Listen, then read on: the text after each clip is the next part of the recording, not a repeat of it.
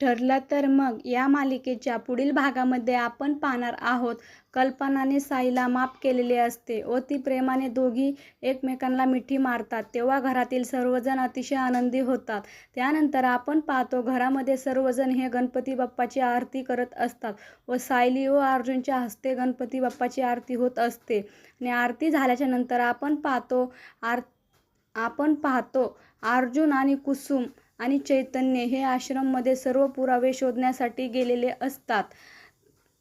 असतात. त्यावेळेस आणि तेव्हा तिघांच्या हाती सर्व मुलांची गाठोडे लागतात आणि अर्जुन हा विचार करत असतो, आश्रमामधील सर्व मुलांचे गाठोडे ह्या ठिकाणी आपल्या हाती लागले, परंतु सायली आणि प्रियाचे गाठोडे लागत नाहीत.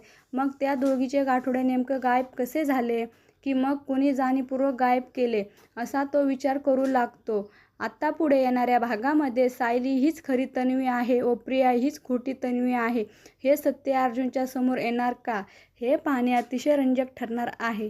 ठरलं तर मग या मालिकेचे सर्व अपडेट्स पाहण्यासाठी आमच्या चॅनलला लाईक करा, शेअर करा आणि सबस्क्राईब करायला विसरू नका. धन्यवाद.